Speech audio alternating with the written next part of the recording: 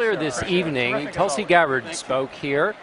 She is a 31-year-old Iraq vet running for Congress, the 2nd District in Hawaii. Let's take a listen to what she said. As a combat veteran, I know the cost of war. The sacrifices made by our troops and military families are immeasurable. These days, it's often women in uniform, moms, wives, even grandmothers who deploy and leave their families behind.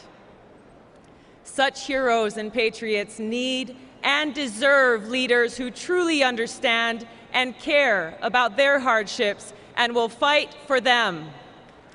Leaders like President and Michelle Obama and Vice President and Dr. Biden, the strongest advocates our military families could ever have. The Democratic women of the House standing here will honor the service and sacrifice of our troops to move America forward.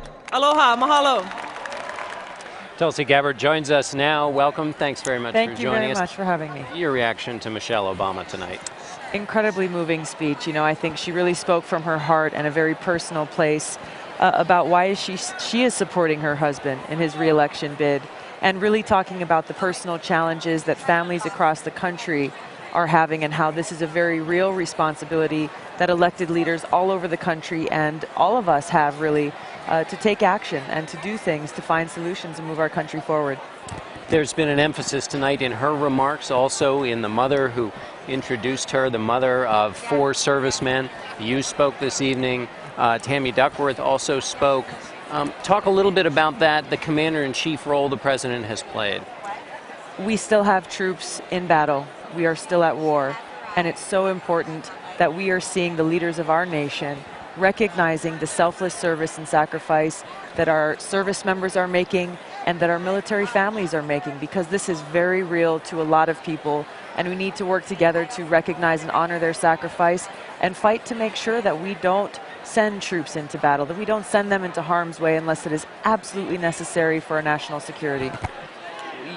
You're campaigning out there. There is this sense, and sometimes in this campaign, that international affairs, war, the fact we are still engaged in 2 hot conflicts, kind of gets second billing. How does it translate on the stump for you when you're campaigning? Well, you know, coming from Hawaii, I currently serve as a captain in the Hawaii Army National Guard. Friends of mine who I deployed with during my 2 deployments are training as we speak in Mississippi and in other places to go to Afghanistan.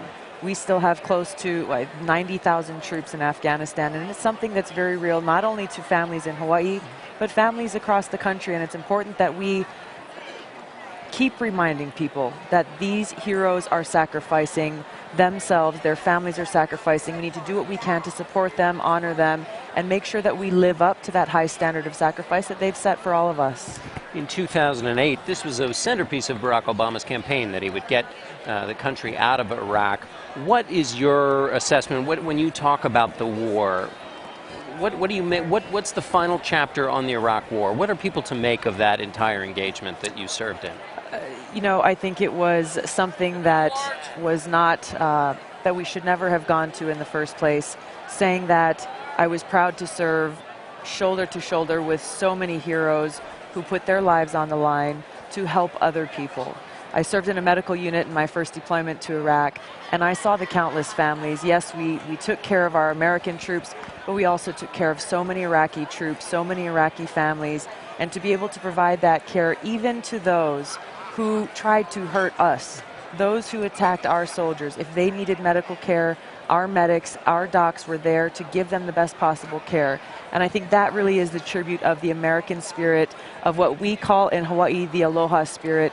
And that's what it's going to take to move our country forward, that spirit of respect no matter what, that we will join together in the most difficult of times. All right. Tulsi Gabbard, thanks so much for being with us. Thank you very much, John.